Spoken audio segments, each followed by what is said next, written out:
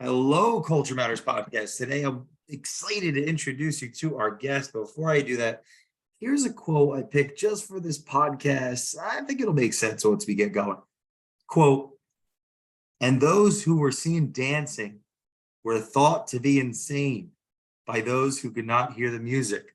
Friedrich Nietzsche. See, we believe here at Culture Matters podcast when people read to think, write to develop, listen to hear what is unsaid, and speak to let go, they develop more value for themselves and others. So our purpose of this podcast is to uncover the genius of our guest with the goal to make you, the listener, your curiosity cool. Because our vision is that human culture is open, curious, and focused on creating the future. So our mission is to read, write, listen, and speak every single day. I'm very excited to introduce you to our guest, Andrew Berman, the one and only, who has been on the show before. Check out episode 55, season 5, over 25 plus years, mortgage industry advisor, strategist, storyteller, coach of a lot of influencers you may not even know. Big part of the Culture Matters podcast, believe it or not, some of our greatest guests, Andrew has deep relationships with and has introduced to the show. Right now, the head of engagement at Ambiz Media, Andrew Berman, good friend of Culture Matters and huge supporter and practitioner, in a sense, of 30 Days of Thought. He could teach me a lot about that. So much more. I wanted to invite him back on to talk about the industry, talk about the world. I got a million questions. Let's just do it. I want to know what you think about that quote. There's so many things I want to know. Thanks for doing the show tonight. Oh, it's so great. It's always great to spend time with you, Jay. And it's funny. I get nervous about spending time with you because one of the things I learned this actually with you, Jay. So just kind of go a little bit of our history. So we originally, I met Jay through a great friend of mine, Christine Beckwith, was introduced to me, and I guess you couldn't put Jay into a bucket and categorize Jay because it's very difficult to understand actually who Jay is without actually understanding, what he does for you. And it is truly amazing the things that I've seen him do for me personally. We hired Jay, and one of the things I did learn early is that with Jay, you have to be 100% authentic. So I get nervous about that. I don't know why I get nervous about that. And I was talking to my wife. I'm like, but like, I'm just nervous about it. She's like, what are you nervous about? And she's like, you're right. And I go back actually to just a little bit before the time that we met, and I don't think I was authentic, and I don't think actually I was my true self. So that's why I was nervous about it. But getting back to the quote, I wish I had some deep insights. You quote Friedrich Nietzsche, and I feel like I should say something profound, but yet I am Jay just put out the statue of Nietzsche, so for those who are listening to this, I had to do it with you. All right, this is all I've got. I've got Dwight Schrute bobblehead. You got to tell the audience what you're holding up if they don't see the video. Dwight Schrute bobblehead. That's it's kind of like it's the modern day Nietzsche. We were meant to be friends. There you go. So I wish I could say something profound, but yet I'm only thinking about the video clips of like local nightclubs that have sound ordinances where so they would give you headphones so you could actually listen to the music through your headphones. But it was the weirdest thing because when you show the video of people just dancing where there's no music, just the sound of people dancing, and grooving. And that's my okay. So let's look at it like a metaphor for the mortgage industry right now. One of your many mediums of knowledge, right? So that's where I want to dig into your thoughts. And those who were seen dancing were thought to be insane by those who could not hear the music. So my question is, if that's a metaphor for the industry, the state of the industry, is there opportunity that you see in this uncertain, volatile time? What are your thoughts? And the reason I asked that, anyone listening to this, Andrew's talking to people on, on every level of influence in the industry, and seeing what's going on in a very granular level as well as a ivory tower level. And what if you're not in the mortgage industry, it matters to you because housing reflects a lot of the economy generally, either past or future. So present. So yeah, that's why I chose that quote, by the way. It's like a metaphor for that question. So listen, and I'm going to try to align up what's going on in the industry with that quote, and you'll probably actually be able to do a better job of helping us align this, because I mean, right now in the industry, it is like my day is an emotional roller coaster. Like it is weird. Like I'm having conversations, with people actually who are losing jobs. I had a conversation with someone actually today who super successful. I mean, multiple states, does a ton of business with their mortgage bank. And they're talking about actually, in the next few months having to shut down. So I have that, and I'm a guy who just likes connecting people and say, okay, what can we do? How can I help? But then yesterday I had a conversation with another friend of mine, who's having amazing times. I mean, it's not 2021 and 2020, but he's doing phenomenal. He's doing actually better than he was last year. And he found just a strategy that's just working for him. And I really think actually it's difficult to kind of to stay clear of a lot of the negativity that's going out there. And I think it's difficult actually to understand that everything has to change. Like you can't do business the way you used to do it. And, your margins are going to be permanently thinner. This is not, like we used to talk about, like margin compression as like a temporary condition of the industry. But no, this is the way it's going to be. And now, I mean, obviously, listen, we have bigger issues to deal with when it comes to just interest rates, where it makes it so unaffordable for so many people, and while we might get some temporary relief from just economic conditions, but it doesn't look like this is going to let up and go in the opposite direction anytime soon. So it's just it's a time to reinvest and kind of reinvigorate your company. So I have a friend of mine, talked to probably about a month ago or so, and his business is half this year. He's predicting that he's going to do half of the volume that he did last year, which was half of the volume that he did the year before.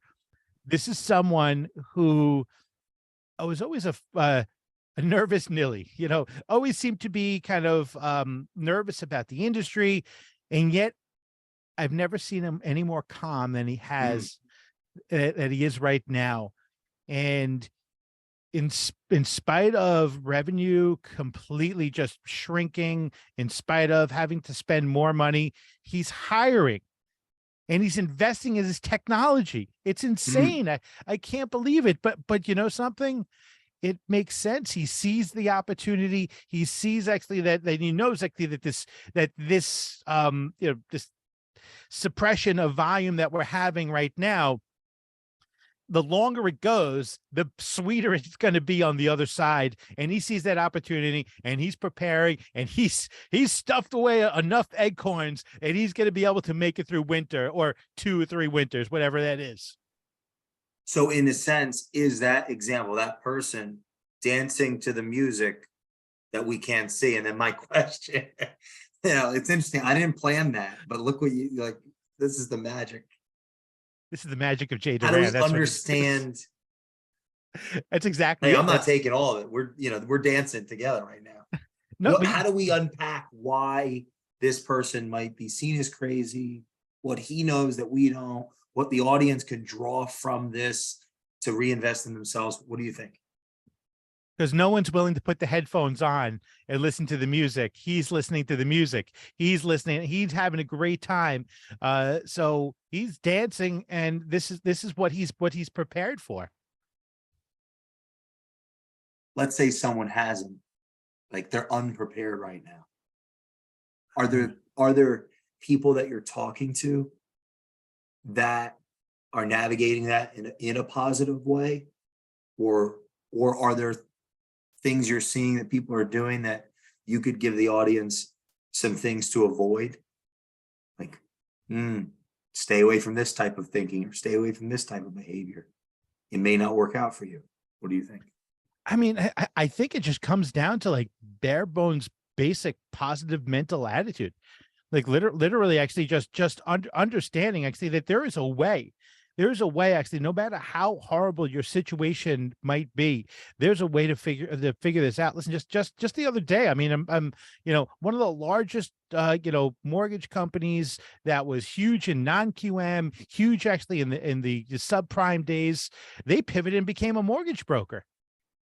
I mean, and Wow. it's yeah, and it's truly amazing, and it takes actually the insight or the I guess the discipline to say, hey, you just got to change. You got to find actually ways that are going to work for the 2023, 2024, and 2025. You also have to know actually that you're probably not going to do, no matter what you do, you're not going to do a ton of business this year. This year is what you need to do what you need to do is prepare for future volume. I mean, obviously don't miss opportunities that are going to come across, but everything that you do right now, this is your training. This is actually like almost like the way Rocky would prepare for a fight. This is, broad actually when you're going to be fighting Ivan Drago next year, and you want to be at your perfect fighting condition. So right now you've been sequestered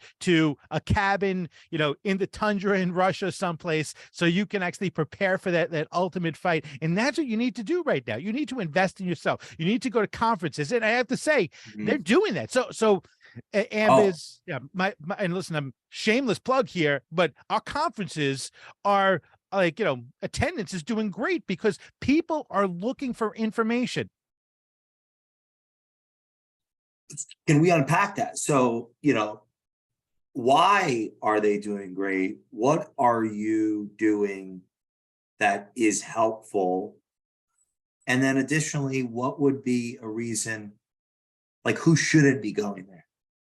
Who shouldn't be going to conferences?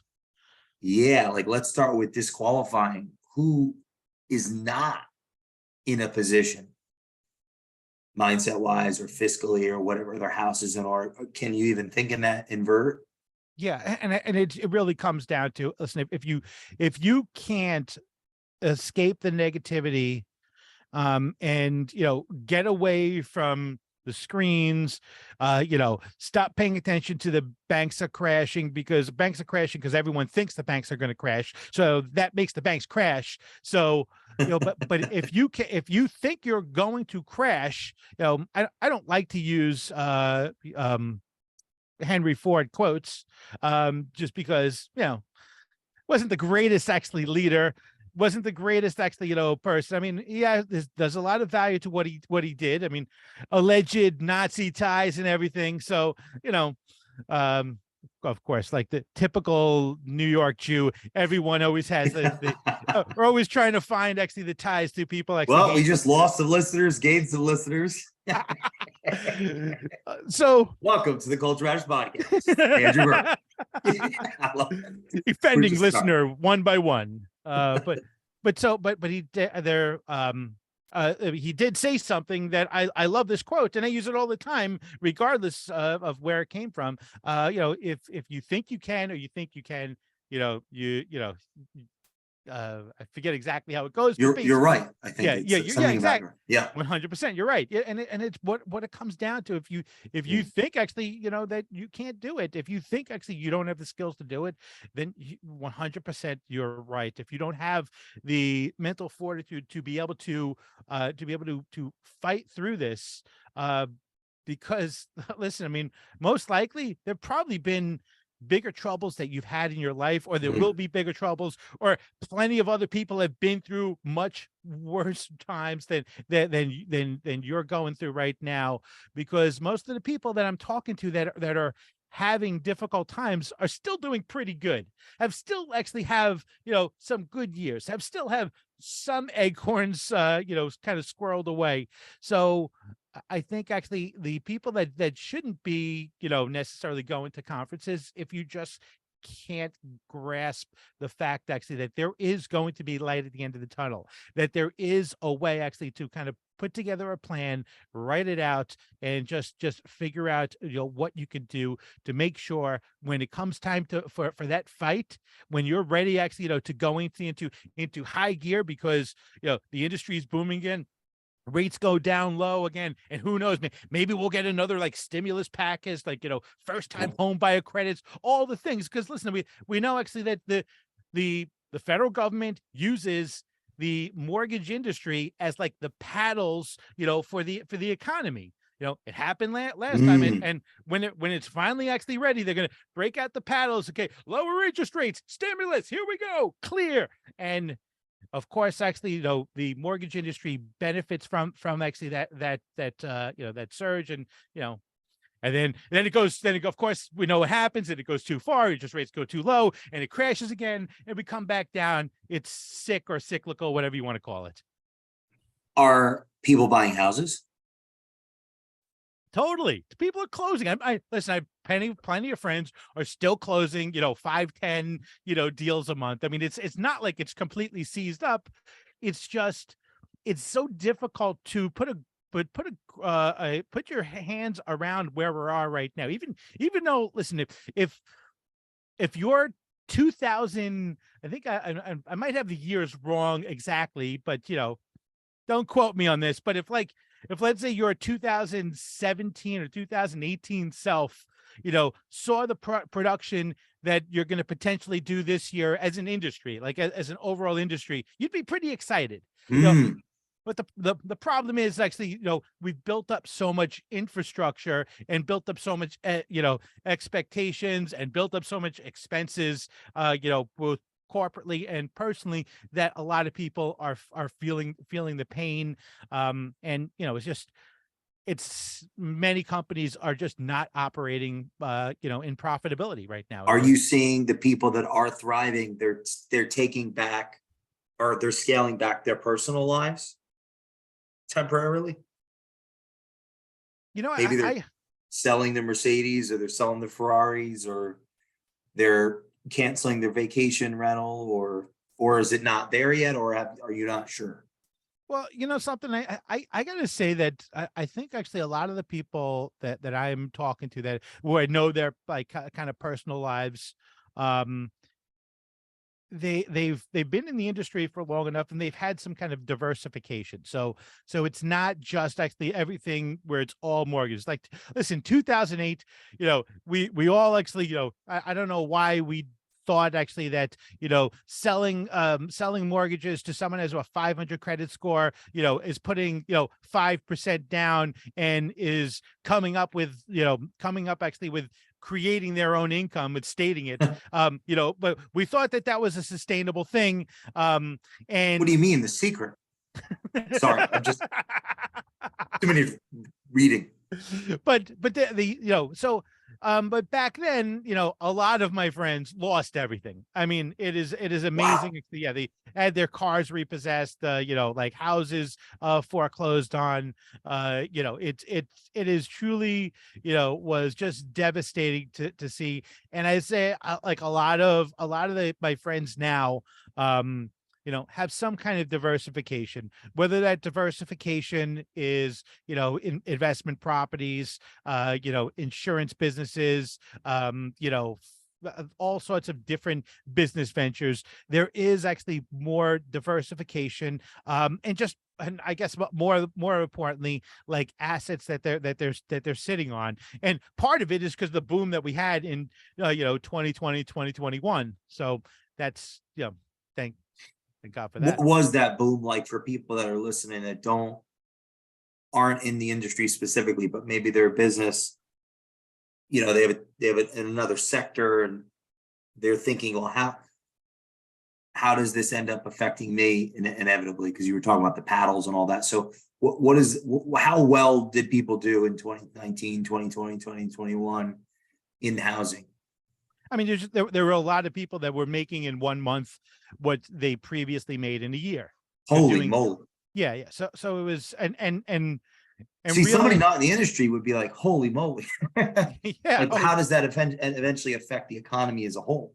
Like, well, I mean that's the problem. I mean that we load it so fast, that actually that the mortgage industry almost broke. We couldn't handle the volume. I mean, listen, 2020, really sucked as a media company, because our events we couldn't go to because of freaking COVID, and no one actually wanted to buy media because people are like, we have all the business we need. We need to like stop business. We need to raise rates so we can actually keep people away and do whatever we can to slow down the business. So I think actually, you know, I think actually that 2020 and 2021 and part of 2022, was just this unbelievable, uh, you know, unprecedented times. And what's interesting, Jay, and I so at our we have a New England mortgage expo that happens in January. We just had it actually this last January, and so it was one of the first conferences where business like was kind of slowed down, where things actually started to slow down. Obviously, the previous months before, rates shot up into the sevens, and I have to say there was a really good feeling where you saw people were like appreciative. Like I had conversations with people who they had not had a time to stop and reflect back actually on the gift that was just given to them.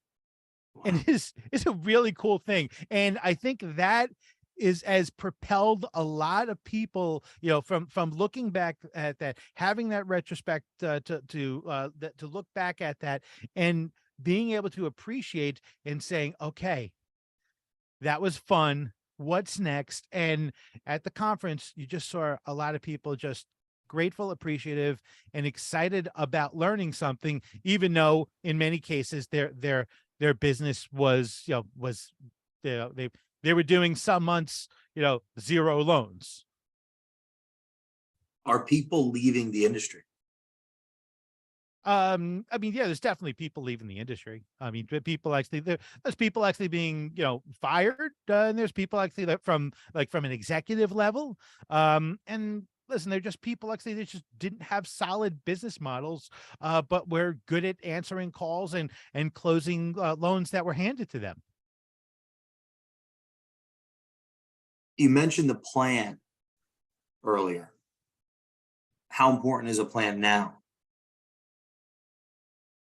I mean, you didn't have to have a plan. I mean, like in 2021, 2020 and 2021, if you just showed up, you were fine. You could actually, your phones were ringing off the hook.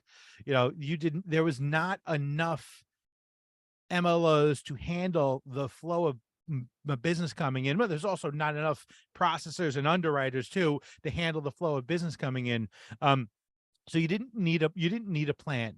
This is an industry, but if you did have a plan, but now a plan is required. And and it's not actually just a what am I doing for this week plan. While that's important and your activities should be planned out, but it needs to be a long-term, including actually what are you doing to make a better customer experience? What are you doing actually to make sure that you have a robust product offering, to serve whatever your audience is, making sure you have the right partners, sending you leads, sending you actually referrals, assuming actually that you get business from referral sources.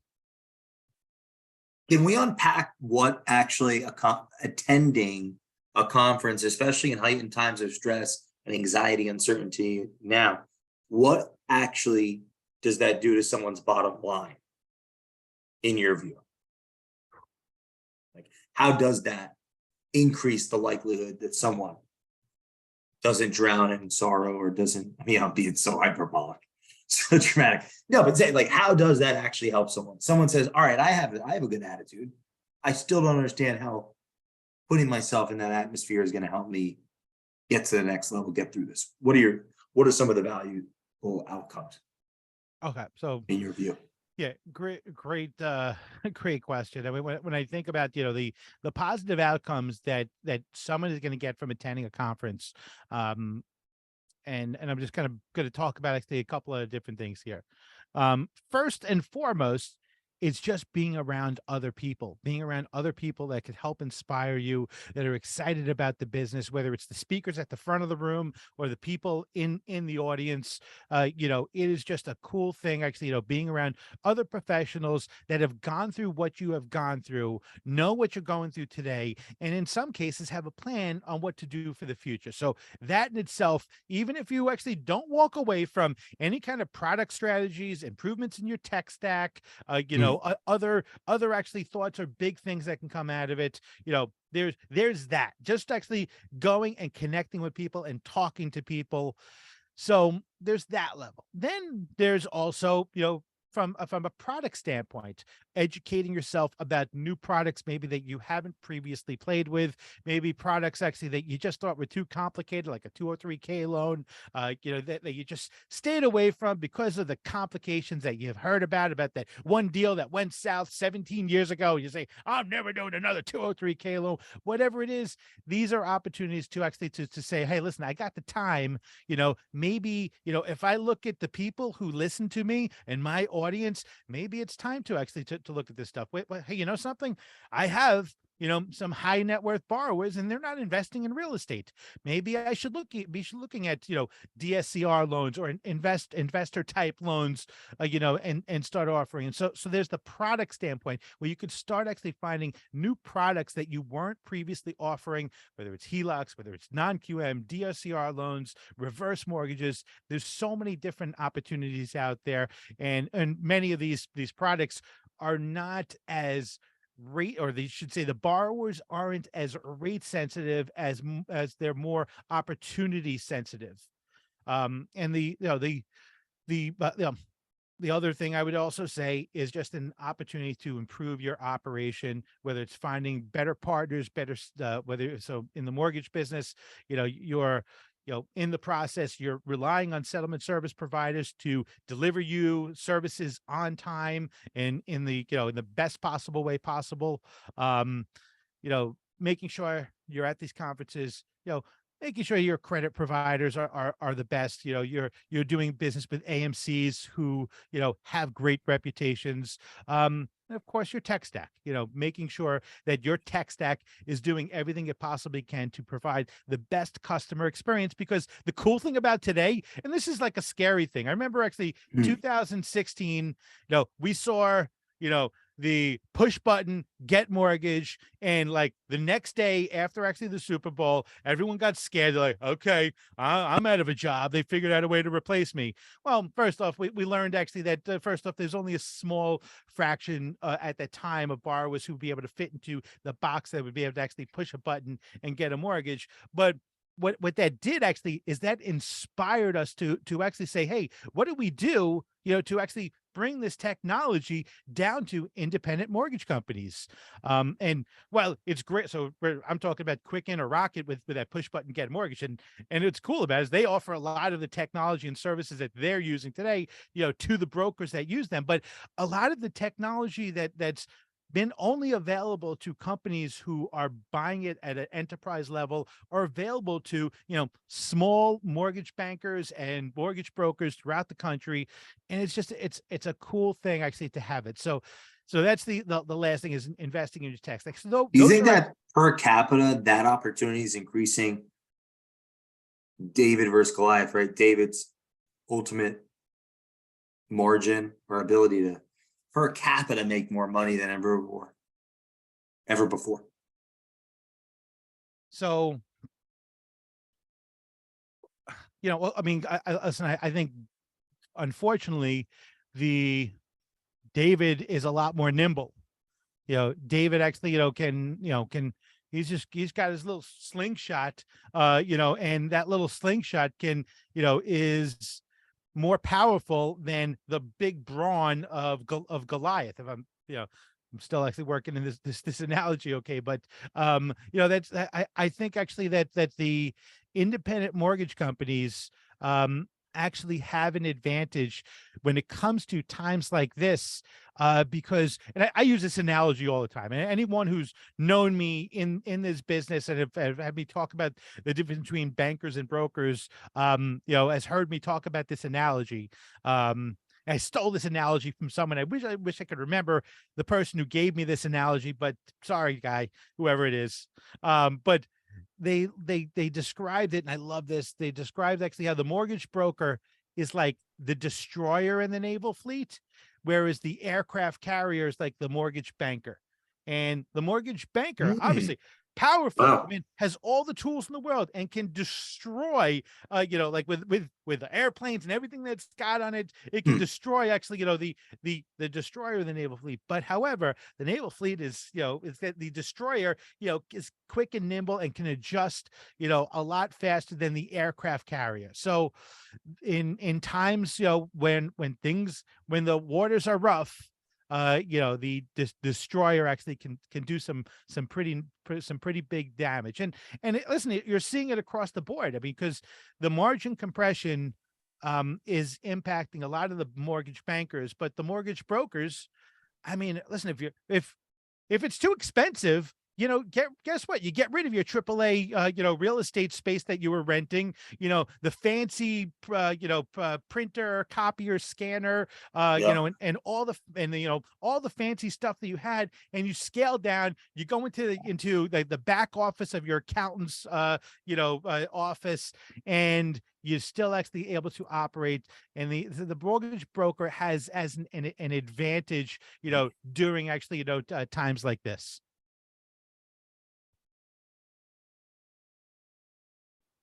What are you personally excited for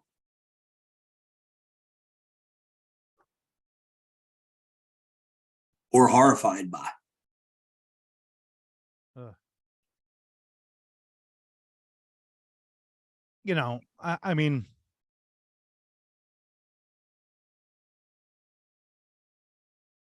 I do worry about things that you just can't control, and that's something I just, I know that's like, why do you worry about things you can't control? But like, obviously the black swan events, like there are things actually that you just can't predict. And you can't hedge against, an unknown confluence of events, coming from different places. But I try as much as possible not to worry about that, and I try to focus on the vast opportunities that are out there. I try to think about actually at the other end. I know the longer we go Hmm. into, this this kind of valley of production, the higher the peak is going to be on the other side. And that just excites me. Then know actually that, as bad as it's going to get is as sweet as it's going to be on the other side. And that's something that excites me. Hmm. And I also, listen, I mean, I have a lot of friends that are mortgage bankers, and I definitely don't believe actually that one model is better than the other. Jay, you and I have talked ad nauseum about this topic, and I do really believe that there's a model for everyone, and that no Hmm. one is better. But one thing that is for sure, and this is undeniable, is that smaller mortgage companies are better equipped to do in times like this. And also, the other thing is I hate to say it, smaller mortgage companies are better for our communities. I mean, listen, you have a mortgage broker, or a small mortgage banker, they're spending their money locally, they're hiring locally, they're sponsoring, little league teams locally. And to me, I love that. My dad was a mortgage broker. Mortgage brokers, the underdog that really got beaten up in 2008. Hmm. They were made actually the scapegoat, including, just It basically. was obviously all their fault. Yes, of course. As Jamie Dimon of Okay, that was a joke. I was just I'm gonna get like a hate mail. no, No, but listen, I mean, I'll never forget. satire, guys. in 2010, Jamie Dimon made the chairman of I forget his what chairman, chief CEO, whatever he is, Yeah. head of Chase, basically made a testimony about how we just blamed the entire meltdown on the mortgage broker, and basically said that they were never profitable, and that his biggest regret was not shutting down the mortgage broker business. I'm paraphrasing here, but it's pretty close to that, and they were allowed to be made the scapegoat. But when the reality is that the products that were offered, by Chase, those old schoolers who remember the Zippy loans. These were loans actually that were just, and forget about the WAMU that they ended up acquiring, the melee that followed there. But those loans were not good loans. They were not actually loans that were meant to be offered to the people that were being offered to them. And they might have been good loans, but they were not being used properly, and they were not being and reason they weren't being used properly is because the mortgage brokers were learning from the account executives who were taught by the vice presidents, to how to actually sell these loans. And the vice presidents, they're just doing actually what the company says to do because, these must be good loans. I mean, yeah, there's a secondary market. People are buying this paper and we can't originate them fast enough. So, I don't know what's different today than then, in your view, and in the views of the people that you're talking to? And then what are some of the similarities, if there are any? because people actually give a fuck today. I mean, really what it comes down to. I mean, it is 100% different. I mean, yeah, listen, there's some outliers and people actually that are, truly in it for, just nothing else besides to, make as much money as they possibly can. But I truly believe that the originators and the mortgage companies that are in it today have a lot more vested in it. And a part of it is actually they have to have skin in the game. Dodd-Frank, created that. But I also think actually that it created a spirit of, doing the right thing, and not just doing it to the letter of the law, but doing it in the spirit of doing the right thing. And, and the idea is that today, like one of actually the ways actually, you could judge the success of an originator or of a mortgage company is looking at their reviews. Like mortgage companies have become obsessed with that customer experience. Whereas if you go back to like the 2000s, it was an obsession with profit and how much freaking money can we make in yield spread premium. And today, it's like, people are more likely to brag about their ratings that they have on Yelp, Google, experience.com. They're more likely to brag about that, than volume. And I think actually that's a pretty awesome thing. And that's why I think actually we're in a completely different place, besides of course the measures. Like, so, they're like, I guess you don't have to, you don't have to give me laws to do the right thing, but I guess maybe you had to give us laws to do the right thing. But whatever it is, the net result, and the industry is, I think, in a better place and is doing a better job of taking care of the consumer. And I think actually less consumers are being taken advantage of. And I like that. And I really, it makes me proud and excited to be actually a part of the mortgage business. I mean, really, in 2008, I was like, oh my goodness, what the hell are we doing? How could we ever think actually that this was appropriate? And I look at the old magazines and I look at actually some of the products that we were pushing, because we were helping pushing these products. I mean, listen, I mean, it's not like, it's not like we were actual crack dealers, but, we help the crack dealers, not calling actually all of my friends who originated mortgages in the 2000 crack dealers, but I mean, it's that there is a similarity between some of the things actually that we were selling. Not every loans were toxic back then. I am being a little dramatic here, but I think actually today we're in a much better place. And even actually, and even the loans that that are a little non-traditional, like non-QM loans, they're responsible loans. Mm. And it's really it's a good place that I think is a combination of people being better, as better people, requiring more educational requirements, better net worth requirements, and making sure we don't have shit bags originating mortgages and owning mortgage companies. What kind of stories are speaking to consumers now? Or what type of language, or what what's creating pull from consumer to companies? Like, what are some of the things you see that is working? Is it different than it used to be? Is it the same? Is it just I mean, like you mentioned the review thing that made me think of that? Are people, they read reviews and they look into who they're going to have this mortgage with more deeply than the youth did in the past? Is that the the theme of how things are working around? How are they changing, if at all? What do you see working? so I think actually it used to be that you can and I want to, because you did say, like, what's bringing borrowers in, but I want to specifically address what you said.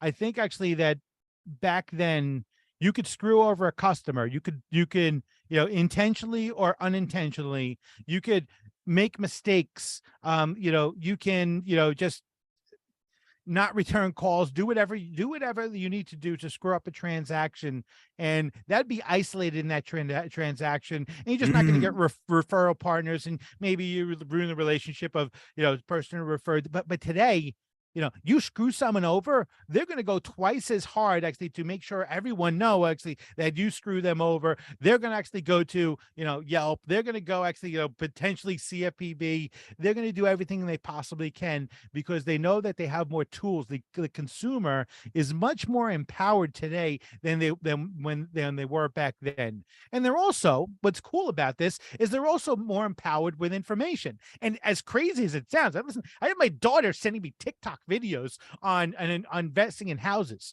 My Wow. 15-year-old daughter.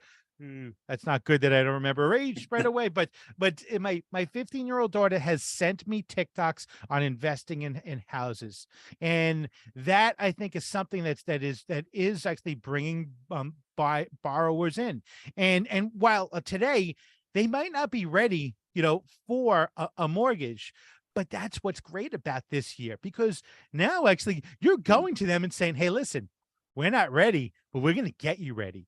And that is a pretty cool thing. And that's, I think, a very disarming thing. If you go to a borrower and say, okay, here it is, here how amazing it is, here's the benefits of owning real estate, whether it's actually, for your own personal, for your own personal real estate or for investing, here are actually the things that's going to happen. And maybe you're not ready today. Maybe actually you're not ready today because it's just unaffordable because of rates. You don't have a now down payment. But today is actually what you do actually to kind of plant the seeds that you will harvest next year.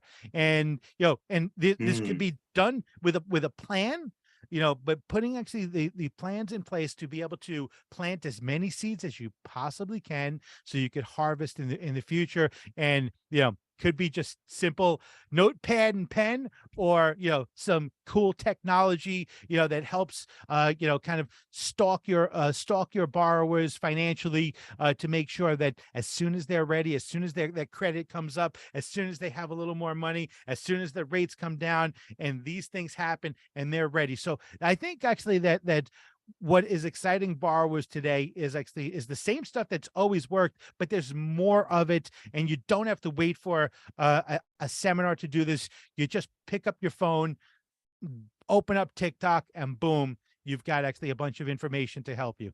Do you think it's a mistake someone listening to this is renting and they don't own? And if so, why? Or I'm just curious your views on homeownership. Well, I mean, listen, so I mean, I don't think I think home ownership makes a lot of sense for most people. And separating from real estate investing, like, owning your own home, I think it makes sense for many, many people. But there are people in the world that, that don't necessarily want to, be locked down in an area. I mean, we've got 2 kids, so we've got to find a school system, locked down and say, okay, let's muscle through this actually until they're out of actually, out of high school. And then we can go and just be nomads and, rent an RV or buy an RV and just travel around the country. But, you know, I'm still going to own real estate. I'm still actually going to have real estate. It just at that point, maybe not necessarily my home will be Mm. something actually that we would own. I mean, this is my ultimate dream. My wife's ultimate dream is us actually, to be homeless, to own real estate, but literally be homeless and just have live life on the road in an RV. What about for the person that chooses to be home full? I don't yeah, yeah. So I'm curious more Homeless. so of like someone listening to this, what are some of the benefits of owning a home they may not know or think about from the vast experience that you have counseling and advising people that create this every day for people. And then, so that's more I'm curious outside of. So, and depending on the markets, I mean, like some markets, right? It'll be actually where the difference between owning and renting, that same property, it's gonna be a small gap. I mean, oh my goodness, I just heard today on a podcast where I'm trying to remember what the city was, but whatever the city was, it actually cost more to rent in that city than it is to own a home. Mm.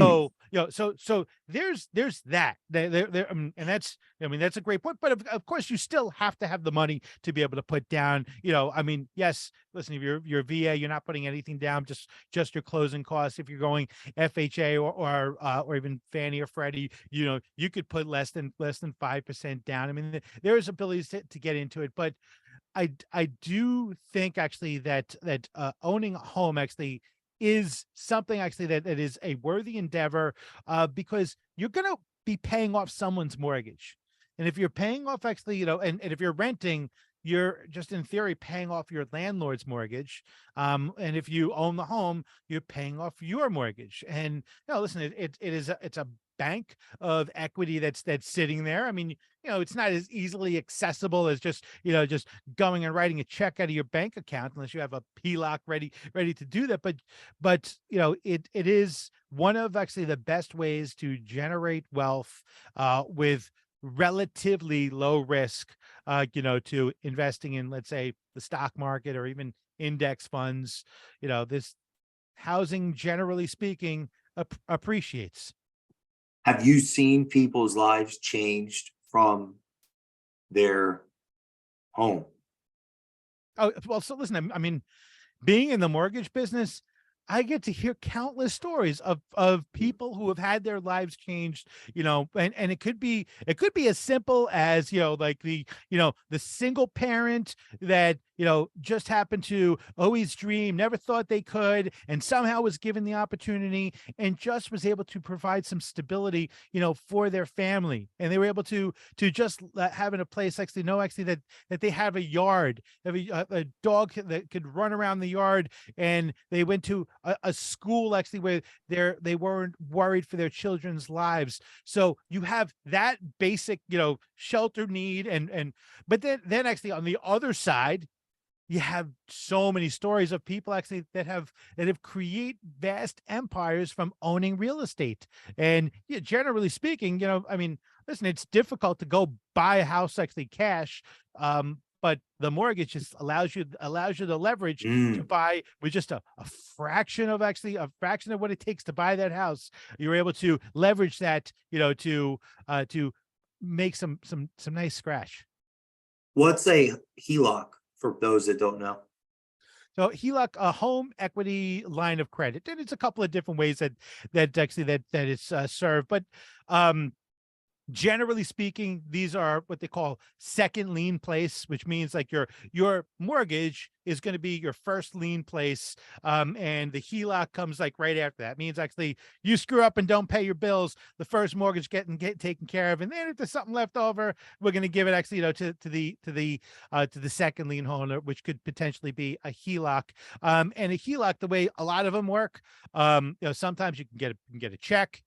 Sometimes you just get a checkbook and like an ATM card, and to have access, to your equity.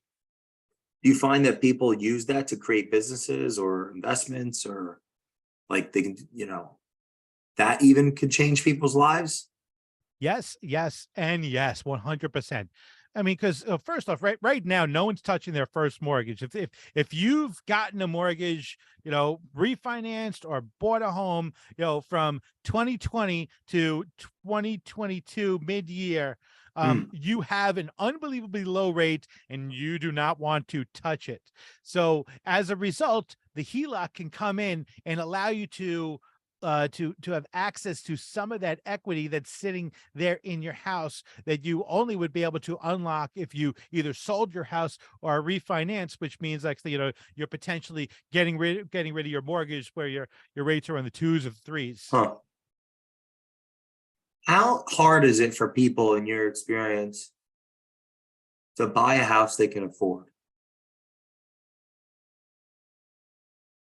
How hard is it to buy a house that they can afford? Well, something, I do think today it's difficult to buy a house that you can't afford, if that makes sense. I think actually there is, Oh, yeah, it is a yeah. lot Can you more. unpack that? Yeah. So listen, I mean, I'll never forget. I mean, so the dream house that I wanted when my wife and I were getting married, the house that I really wanted, was this mega house on the water. It was like 5 bedrooms. It was totally my dream house. It was like there was a jacuzzi room, an actual room with a jacuzzi in it. Ha. And I was like, oh honey, I want this one. This is it. And I was actually able to afford it because I was going to get an option arm.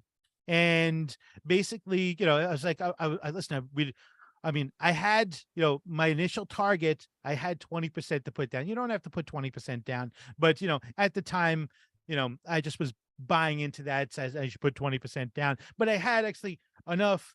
I had 20% down to put down my original target, but this one, well, I didn't have 20%, but the lender was willing to take only 5% down. And, just as long, and the values are going to keep going up. I mean, it seemed like that. It was like 2004. Of course, they're just going to keep going up.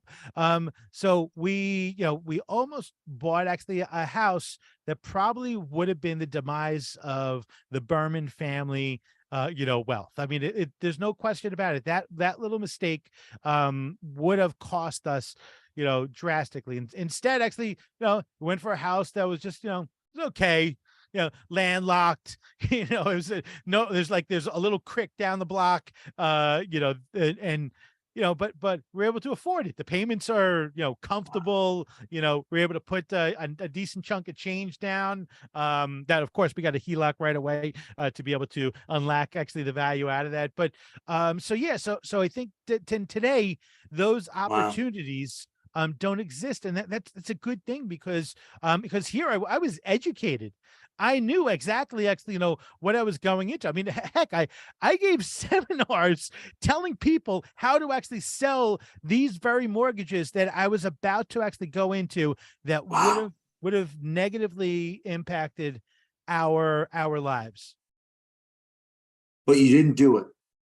I didn't do it. I mean, and please, so we're clear about this. It's not because I was smart. It's because my wife is smarter than me. And and she was like, I no need one way. of those buttons for like applause and the guns and the grenades and all that. Yes. She said no way, huh?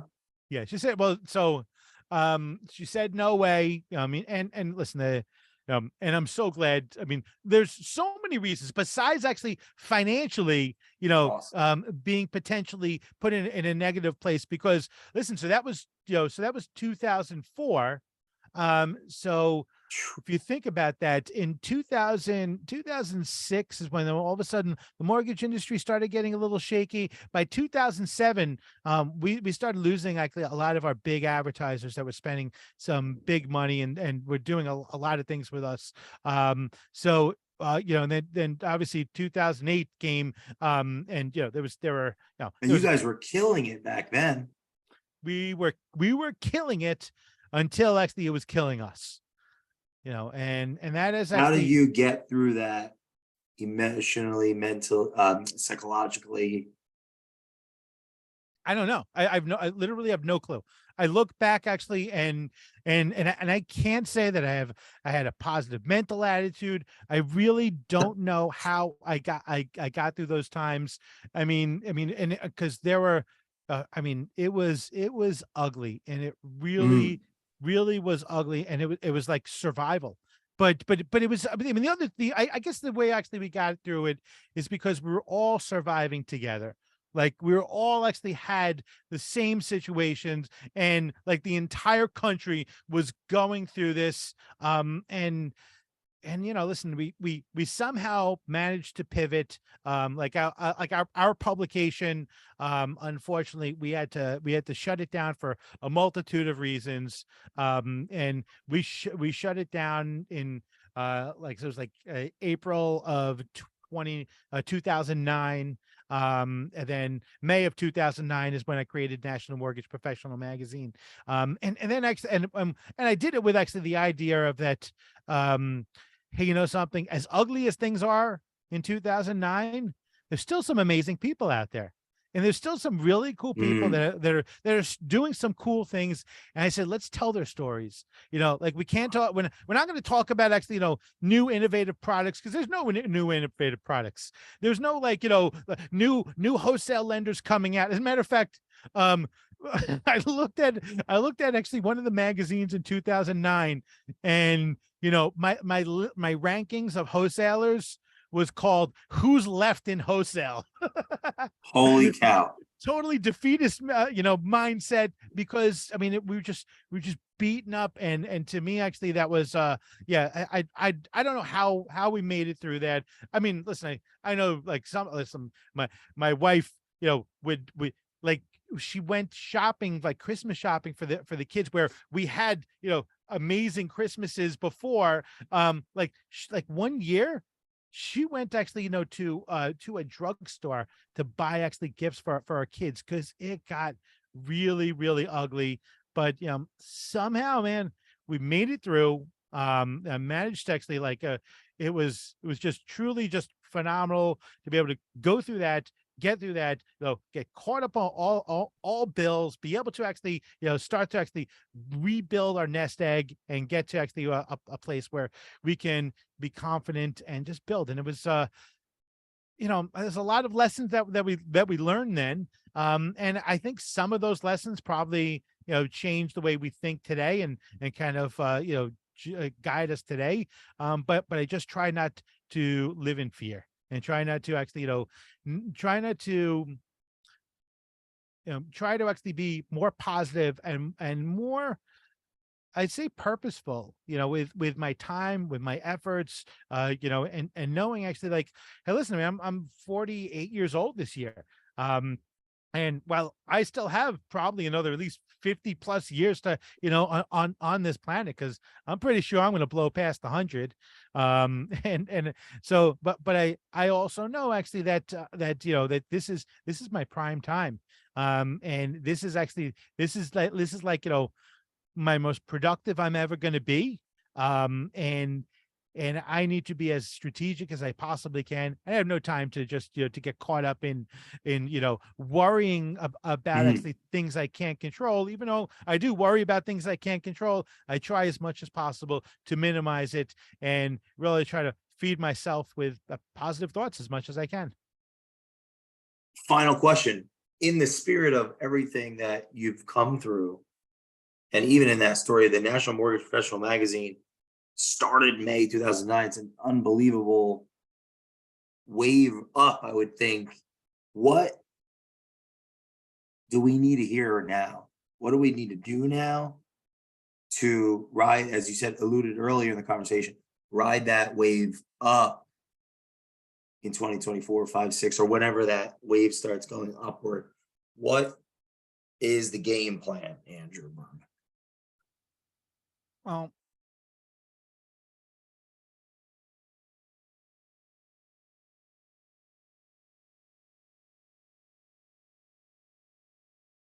I'm taking a pause here because I want to I want to think about this, and I don't want to just, pontificate an answer, because